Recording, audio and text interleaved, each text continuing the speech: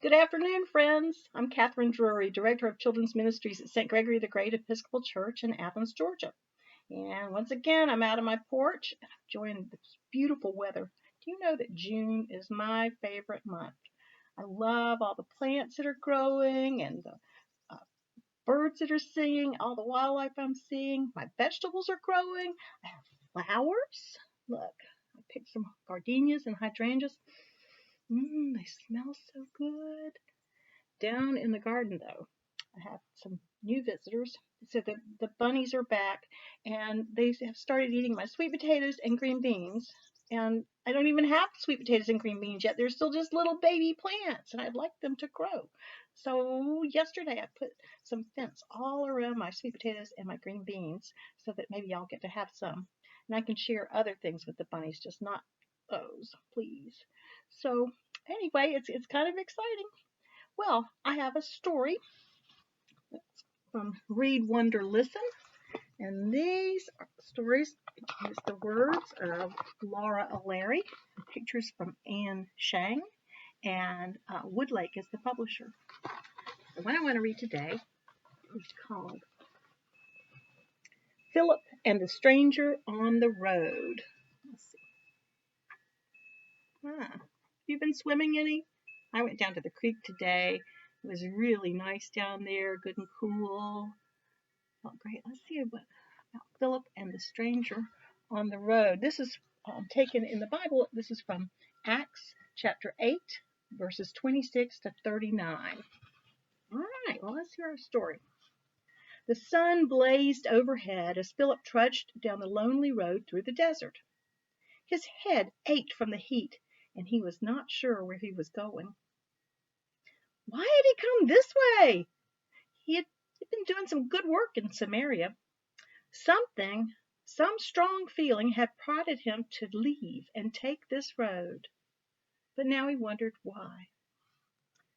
Like Peter and the others, Philip was doing his best to follow in the footsteps of Jesus. Beginning in Jerusalem, he talked about the kingdom of God. He healed the sick. He told the story of Jesus and baptized everyone who wanted a fresh start. But Philip wanted to take the message even further, so he went to Samaria. Most Jews hated Samaritans, but not Jesus. Jesus had made friends with a Samaritan woman, and one of his most famous stories was about a Samaritan whose kindness and generosity showed what it really means to follow the ways of God. Philip was sure he had done the right thing by going to Samaria, but he had to admit that as he moved into new places and met new people, it became harder to know for sure what Jesus would do. Now, here he was on a desert road, headed goodness knows where. Along the way, Philip heard the rumble of wheels and the clatter of hooves behind him. A chariot was coming. As it passed by, Philip noticed that the man riding in it, a well-dressed Ethiopian, was reading aloud from a scroll. Philip caught a few words. They came from the book of the prophet Isaiah. Philip was so curious he ran after the chariot, calling out until the driver stopped. Do you understand what those words mean? He asked the man with the scroll. How can I? Replied the man. There's no one to teach me. I can teach you, said Philip. Maybe this was the reason he had taken the desert road. Like Jesus on the way to Emmaus, Philip showed the Ethiopian man how to find Jesus in the ancient words of the prophet Isaiah. He showed him how words can be living things, growing to hold more and more meaning. He showed him how God can say new things and do new things.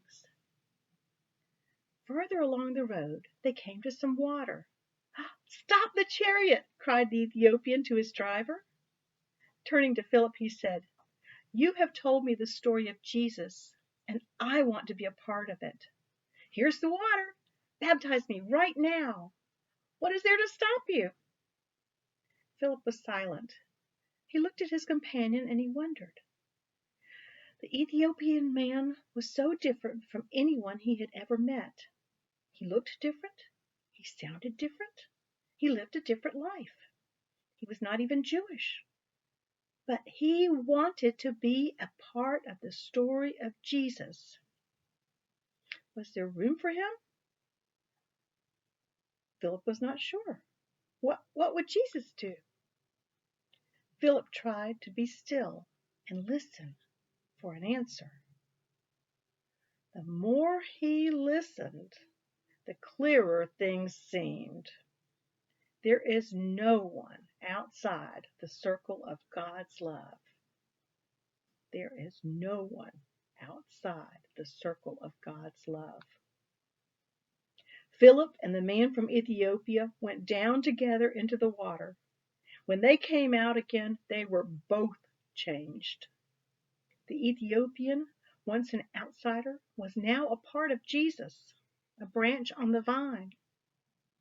As for Philip, he felt bigger inside, amazed by how far the circle could stretch, by how far the love of God would reach.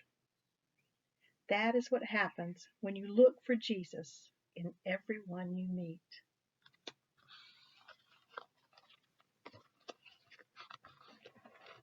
Someone told me that last line years and years and years ago, to look for Jesus in everyone you meet, and it changed me, thinking in that way. You know, something else neat about this story is that the Ethiopian man realized that to learn, we learn together. So we can study our scriptures together, and that God's word is a living word. That those old words can have meaning today, even thousands of years later. It's pretty amazing, isn't it? Well, that's the end of that story.